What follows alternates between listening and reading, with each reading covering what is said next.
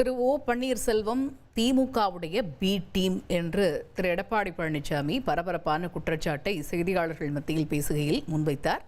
அது தொடர்பான காட்சிகளை முதலில் பார்க்கலாம். சசிகலா அம்மா வரலையே, எனக்கு கேட்ட அளவுக்கு வரல. 3 பேர் தான் வந்ததா சொல்றாங்க அப்படின்னு நீங்க தான் சொல்றீங்க. அது வெளியில வந்ததானே உண்மை. நீங்க கற்பனையான கேள்விக்கு என்னால பதில் சொல்ல முடியல. யாரு பேசிட்டு உள்ளாய் 3 பேரும் பேசிருக்காங்க. அவகிட்ட பேசினாங்களா? தவறான கேள்வி கேட்க வேண்டாம், உண்மையான கேள்வி கேளுங்க. இப்ப 3 பேர் செய்தியாளர் சந்திச்சுங்கிறீங்க. அது சந்திச்சிருக்கிறாங்க, நான் கேள்விப்பட்டேன். நான் பார்க்கல. 3 பேர் சந்திச்சிருக்கிறாங்க. அது ஏற்கனவே போட திட்டம் தானே. இன்னைக்கு நேரத்தை போட்டாங்க. அதிமுகவில் இருக்கின்ற பொழுதே குழி பறிச்ச காரணத்தினால தான் நாங்கள் வெற்றி வாய்ப்பு இழந்துட்டோம்.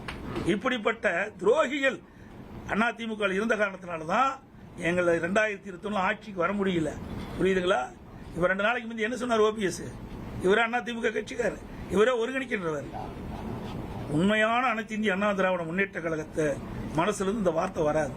2 நாளைக்கு முந்தி சொன்னார்ல, அண்ணா திமுக ஆட்சிக்கு வரும்னு சொன்னார். இவர் எப்படி போய் ஒன்றாக இணைய முடியும்? இதெல்லாம் திமுக பி டீமா இருந்து செயல்படும். அதிமுக உண்மையான அம்மா தொண்டர்கள்லாம் ஒன்றிணையலாட்டினா திமுக வந்துரும் அப்படின்னு தான் சொன்னேன். திமுக வந்துரும் நான் சொல்லல. நீங்க தாங்க பத்திரிகையில போட்டீங்க. அப்படி பத்திரிகை செய்தி சார், அதெல்லாம் நீங்க மாத்தி பேசக்கூடாது. உங்க பத்திரிகை செய்தி நான் வச்சிருக்கிறேன், கையிலேயே எல்லாம் வச்சிருக்கிறேன். பத்திரிகை செய்தி, ஊடக செய்தி, அவர் என்ன பேசினாலும் எங்களுக்கு வந்திருக்கு. அதன் அடிப்படையில் தான் நான் அந்த கருத்தை சொல்றேன். அதெல்லாம் இன்னைக்கு தயக்கம்ல இல்லையா? இனிமேல் தானே இருக்கும். ஏற்கனவே நாங்க பதவியெல்லாம் பாருங்க. அண்ணா திமுக பொறுத்த வரைக்கும் யார் துரோகம் செஞ்சாலும் சரி, தலைமைக்கு உடைய கருத்தை அவர்கள் முழுமையாக கடைபிடிக்காவிட்டால் யாராக இருந்தாலும் உரிய நடவடிக்கை எடுக்கப்படும். நடவடிக்கை எடுத்துக்கிட்டு இருக்கோம்.